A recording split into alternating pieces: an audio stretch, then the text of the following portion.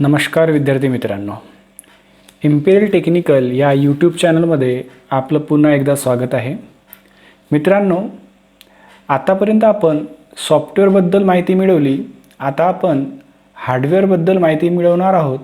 तर हार्डवेअरला वेगवेगळ्या गटांमध्ये विभागलं गेलेलं आहे. त्यामध्ये पहिला गट आहे सिस्टम युनिट. आणि सिस्टम युनिट हा आपल्या MSCIT थेरी पुस्तकातील 5वा प्रकरण आहे. तर चला मग आपण सिस्टम युनिट या प्रकरणाबद्दल माहिती मिळवू. मित्रांनो, सिस्टम युनिट हे प्रत्येक कम्प्युटरमध्ये असतं. मग तो डेस्कटॉप असो, लॅपटॉप असो, स्मार्टफोन असो किंवा विअरेबल डिव्हाइस असो, प्रत्येक डिव्हाइसमध्ये सिस्टम युनिट असतो. मित्रांनो, आपण मायक्रो कम्प्युटर म्हणजेच पर्सनल कम्प्युटरच्या हार्डवेअर याबद्दल माहिती मिळवत आहोत. तर तुम्हाला माहीतच आहे की पर्सनल कम्प्युटरमध्ये डेस्कटॉप कम्प्युटर येतो.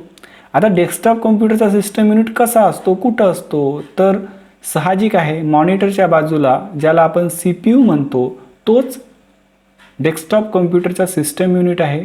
तो वर्टिकली उभा असतो. त्याला टॉवर युनिट किंवा टॉवर कम्प्युटर देखील म्हटलं जातं. त्यानंतर आहे लॅपटॉप. आता लॅपटॉपचा सिस्टम युनिट कुठं असतो? तर तुम्हाला माहिती आहे की लॅपटॉपचा एक कीबोर्ड असतो. त्या कीबोर्डच्या खाली लॅपटॉपचा सिस्टम युनिट असतो. आता लॅपटॉपमध्येही वेगवेगळे प्रकार आहेत. त्यामध्ये 2-in-1 लॅपटॉप आहेत, गेमिंग लॅपटॉप आहेत, अल्ट्राबुक्स आहेत. ह्या सर्वांचे जे सिस्टम युनिट आहेत सेम कीबोर्डच्या खाली असतात. त्यानंतर आहे टॅबलेट PC. आता टॅबलेट PC म्हटलं तर टॅबलेट PC आणि स्मार्टफोन ह्या भिन्न गोष्टी असल्या तरी यांचा सिस्टम युनिट हा त्यांच्या स्क्रीनच्या मागं असतो. त्याचप्रमाणे विअरेबल डिव्हाइस म्हणजे विअरेबल कम्प्युटर ज्यामध्ये स्मार्ट वॉचेस आले. तर स्मार्ट वॉचेसचं पण जो सिस्टम युनिट असतो तो जस्ट त्याची जी स्क्रीन असते त्याच्या खाली असतो.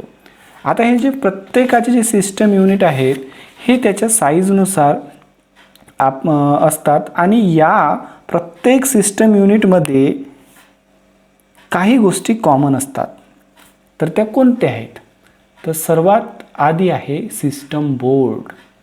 सिस्टम बोर्डलाच आपण मदरबोर्डसुद्धा म्हणतो.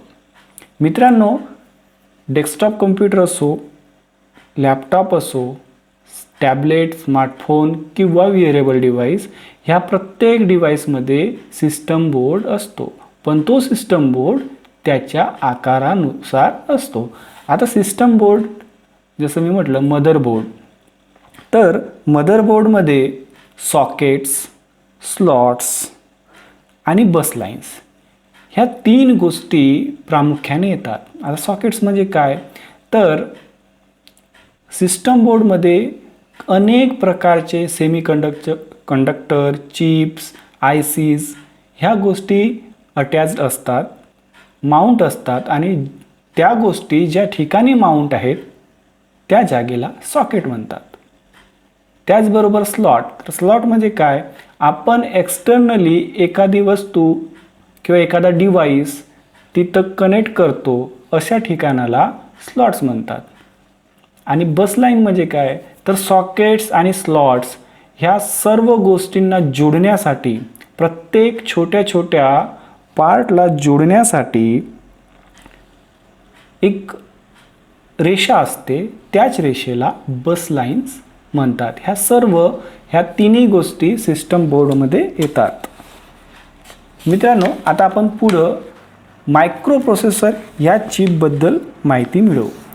आता micro प्रोसेसरलाच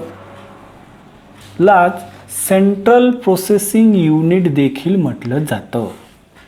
CPU central processing unit. आणि सिस्टम बोर्डमध्ये जर कुठलाही सर्वात महत्त्वाचा घटक असेल तर तो आहे microprocessor. Microprocessor is a brain of computer. मायक्रो प्रोसेसरला संगणकाचा मेंदू देखील म्हटलं जातं. कारण मायक्रो प्रोसेसर हा 2 प्रकारे काम करतो. पहिला कंट्रोल युनिट, म्हणजेच संपूर्ण संगणकाला कंट्रोल करण्याचं काम, मग ते हार्डवेअर असो किंवा सॉफ्टवेअर असो, या सर्व गोष्टींना नियंत्रित ठेवण्याचं काम मायक्रो प्रोसेसर करतो. आणि दुसरं काम आहे अर्थमॅटिक लॉजिक युनिट, म्हणजे जितके काही गणिती कार्य आहेत हे सर्व गणिती कार्य सुद्धा मायक्रो प्रोसेसरच करतो. ज्यामध्ये गुणाकार असेल, भागाकार असेल, बेरीज असेल, वजाबाकी असेल, ह्या सर्व गोष्टी, तुलना करणं असेल, ह्या सर्व गोष्टी अर्थमॅटिक लॉजिक युनिटमध्ये येतात आणि ह्या सर्व गोष्टी मायक्रो प्रोसेसर करतो. तर मित्रांनो, आता आपण मायक्रो प्रोसेसर चिप्सबद्दल अजून थोडक्यात माहिती मिळवू. मायक्रो प्रोसेसर चिप्स ही मार्केटमध्ये 64 बिट आणि 32 बिट्समध्ये उपलब्ध असते आणि प्रत्येक मायक्रो प्रोसेसरची एक स्पीड असते. त्या स्पीडला क्लॉक स्पीड म्हटलं जातं, ज्यामध्ये मायक्रोसेकंड, नॅनोसेकंड, पिकोसेकंड आणि फेम्टोसेकंड ह्या सर्व गोष्टी येतात. मित्रांनो, मायक्रो प्रोसेसर चिप ह्या वेगवेगळ्या मार्केटमध्ये उपलब्ध आहे. तुम्ही जुन्या कॉम्प्युटरमध्ये P4, core to dual core अशा प्रकारे वेगवेगळ्या मायक्रो प्रोसेसर चिप्स उपलब्ध आहेत. पण आता लोक पसंती करतात i3, i5, i7 ह्या जनरेशननुसार तयार झालेल्या मायक्रो चिप्स आहेत आणि ह्या मार्केटमध्ये सहजरित्या उपलब्ध आहेत. त्यानंतर आपण स्पेशलिटी प्रोसेसरबद्दल माहिती मिळवून घेऊ. जसं मायक्रो प्रोसेसर प्रत्येक संगणकामध्ये असतो, तसेच काही स्पेशलिटी प्रोसेसरसुद्धा उपलब्ध आहेत, ज्यामध्ये को प्रोसेसर आहे.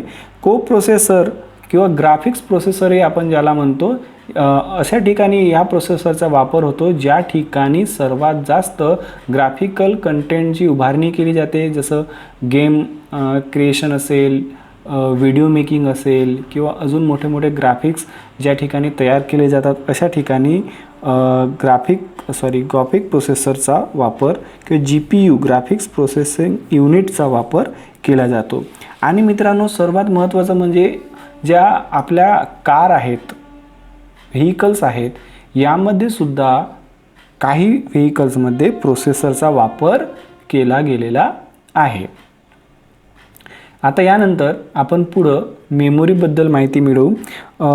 मित्रांनो, प्रत्येक संगणकाला मेमोरी असतेच आणि संगणकामध्ये मेमोरी 2 प्रकारची असते, एक प्रायमरी मेमोरी आणि सेकंडरी मेमोरी.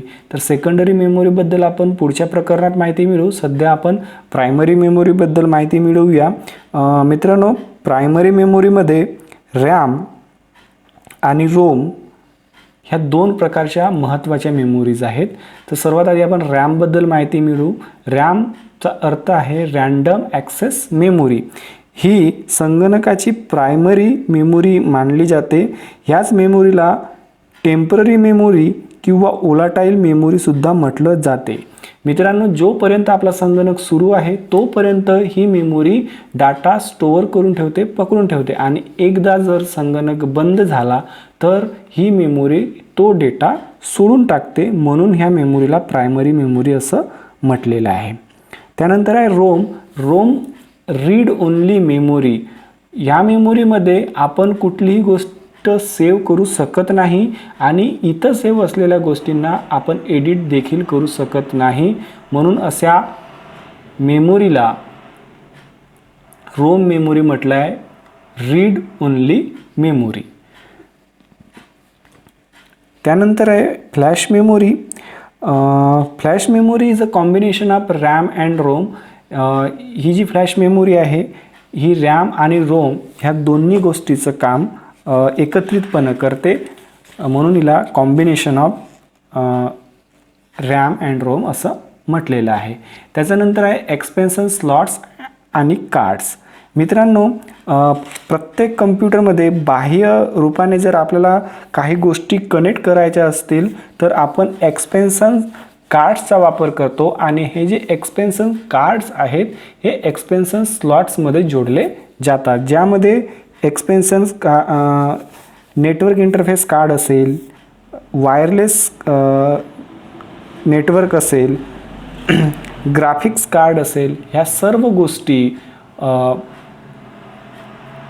एक्सपेन्शन स्लॉट्समध्ये वापरल्या जातात. तर मित्रांनो, आता आपण पुढं वळू. अजून एक गोष्ट मला इथं सांगायची आहे. एक्सपेन्शन स्लॉट्समध्ये ज्याप्रमाणे आपण आपल्या मोबाईलचा मेमोरी कार्ड वापरतो, तर हा मेमोरी कार्डसुद्धा एक एक्सपेन्शन कार्ड म्हणून त्याला ओळखलं जातं आणि हा एक्सपेन्शन स्लॉट्समध्ये कनेक्ट केला जातो. ठीक आहे. आता पुढं आपण बस लाईन्सबद्दल माहिती मिळवू. मित्रांनो, बस लाईन्स ह्या वेगवेगळ्या प्रकारच्या बस लाईन्स कम्प्युटरच्या भाषेत यांना ओळखलं जातं. जसं एखादा महामार्ग, ज्या महामार्गावर खूप साऱ्या कार किंवा अनेक प्रकारचे व्हेइकल्स एकत्रित जेव्हा जातात, तर तेव्हा ट्रॉफिक खूप वाढतो आणि ट्रॉफिक वाढला की आपली जी गती आहे ती सुद्धा कमी होते. त्याचप्रमाणे ह्या बस लाईन्स डेटा फ्लो करण्याचं काम करतात. ज्या मार्गाने सर्वात जास्त डेटा फ्लो होतो, तर तिथं काय होतो, जाम लागतो. म्हणजे डेटाचा जो संचयन आहे तो हळू होतो आणि म्हणून कधीकधी आपल्या संगणकाची स्पीड कमी होते. त्याचं कारण हेच आहे. हे सर्व बस विड्थवर अवलंबून असतं. तर वेगवेगळ्या प्रकारच्या बसेस आहेत. युनिव्हर्सल सिरियल बस म्हणजे USB, FireWire buses, PCI express bus. आता याच्यानंतर आपण पोर्टबद्दल माहिती मिळवू. तर पोर्ट मित्रांनो, आपण जेव्हा आपला डेस्कटॉप कम्प्युटर बघतो, तर जो CPU आहे म्हणजे आपला सिस्टम युनिट आहे, त्यामध्ये आपण मागच्या बाजूला खूप सारे कनेक्शन्स जोडतो. ज्यामध्ये मॉनिटरचं केबल असेल, कीबोर्ड असेल, माऊस असेल, ह्या सर्व गोष्टी आपण जिथं कनेक्ट करतो त्या गोष्टींना पोर्ट्स आपण म्हणतो आणि ह्या पोर्टमध्ये वेगवेगळ्या गोष्टी आपण जोडतो. तर युनिव्हर्सल सिरियल बस म्हणजे USB पोर्ट्स असतात, काही HDMI आहेत, थंडरबोल्ट पोर्ट्स आहेत आणि इथरनेट पोर्ट्ससुद्धा आहेत. आता आपण पॉवर सप्लाय युनिटबद्दल माहिती मिळवू. मित्रांनो, पॉवर सप्लाय युनिट आता हे काय आहे, तर आता जर आपण संगणकाची व्याख्या कुठंही वाचली तर सर्वात आधी शब्द येतो computer is a electronic device. होय, संगणक हा एक इलेक्ट्रॉनिक डिव्हाइस आहे. त्यासाठी आपल्याला पॉवर लागतोच. तर आता पॉवर देण्याचं काम कोण करतो, तर आपल्या घरी जो वीज पुरवठा होतो त्या आउटलेटमधून आपण संगणकाला पॉवर देतो. पण तुम्हाला एक गोष्ट माहीत असायला हवी मित्रांनो, की जर आपण म्हणजेच आपला जो आउटलेट आहे, आपला जो बोर्ड आहे, त्या बोर्डमधून आपण जो करंट घेतो तो AC करंट असतो, अल्टरनेट करंट, आणि संगणकाला रिक्वायर्ड असतं DC करंट. तर आपण घेत आहोत AC आणि संगणकाला पाहिजे आहे कोणता, DC. तर यात सर्वात महत्त्वाचा जर कार्य असेल तर पॉवर सप्लाय युनिट असतं. प्रत्येक डेस्कटॉप कम्प्युटरमध्ये एक पॉवर सप्लाय युनिट असतं. तो काय करतो, तो त्या AC करंटला DCमध्ये कन्वर्ट करतो. त्याचप्रमाणे लॅपटॉपचंही तसंच आहे. लॅपटॉपमध्ये बॅटरी असते, त्या बॅटरीला DC करंट पाहिजे असतं. तर प्रत्येक लॅपटॉपमध्ये एक ॲडॅप्टर असतं, तर तो काय करतो, ACला DCमध्ये कन्वर्ट करतो. त्याचप्रमाणे आपल्या मोबाईलचं चार्जरचं पण घ्या. चार्जरसुद्धा ACला DCमध्ये कन्वर्ट करतो. मित्रांनो, हे झालं पॉवर सप्लाय युनिट. आता आपण इलेक्ट्रॉनिक्स डाटा अँड इन्स्ट्रक्शन याबद्दल थोडक्यात माहिती मिळवू. मित्रांनो, तुम्ही ॲनालॉग आणि डिजिटल याबद्दल माहिती मिळवली असेल. जसं तुम्ही बोलत आहात किंवा मी बोलत आहे, तर माझ्या तोंडून जी आवाज ऐकायला येते ती ॲनालॉग आहे. पण हीच आवाज आता तुम्ही डिजिटली ऐकत आहात, कम्प्युटरमधून ऐकत आहात, तर ही झाली माझी आवाज. कोणती झाली ही व्हॉईस, डिजिटल व्हॉईस. तर या प्रकारे आपण ॲनालॉग आणि डिजिटलला ओळखतो. मित्रांनो, यात मला तुम्हाला हेच सांगायचं आहे की संगणक हे एक कोडिंगने तयार झालेलं सिस्टम आहे. मित्रांनो, संगणकाची आपली एक वेगळी भाषा आहे. त्याला आपली हिंदी मराठी ही भाषा समजत नाही, तर त्याला समजते बायनरी कोडिंग.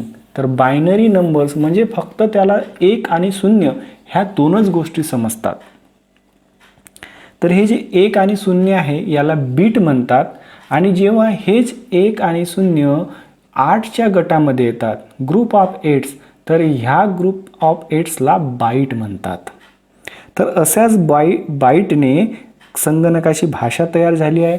तर संगणकाच्या आपण 3 भाषांबद्दल माहिती मिळवू. पहिली आहे ASCII, हिला आपण उच्चारू शकतो ASCII, American standard code for information interchange. दुसरी आहे EBCDIC, हिला आपण उच्चारू शकतो EBCDIC, extended binary coded decimal interchange code. आणि तिसरी आहे युनिकोड. तर मित्रांनो, ASCII ही जी भाषा आहे ही भाषा आपलं जे डेस्कटॉप कॉम्प्युटर आहे तो वापरतो. EBCDIC ही जी भाषा आहे जनरली हे सुपर कम्प्युटर किंवा मेनफ्रेम कम्प्युटरमध्ये वापरली जाते. आणि युनिकोड ही भाषा इंटरनॅशनल लँग्वेज आहे, जसं चायनीज आणि जापनीजमध्ये ह्या भाषेचा प्रयोग संगणक करतो. तर मित्रांनो, आतापर्यंत आपण बघत होतो सिस्टम युनिट या प्रकरणाबद्दल. आणि सिस्टम युनिट या प्रकरणामध्ये मी तुम्हाला थोडक्यात माहिती दिलेलीच आहे. अपेक्षा करीन तुम्हाला हा प्रकरण समजला असेल. जर तुमचे काही प्रश्न असतील तर मला नक्की कमेंट बॉक्समध्ये तुम्ही ते करू शकता. तोपर्यंत नमस्कार.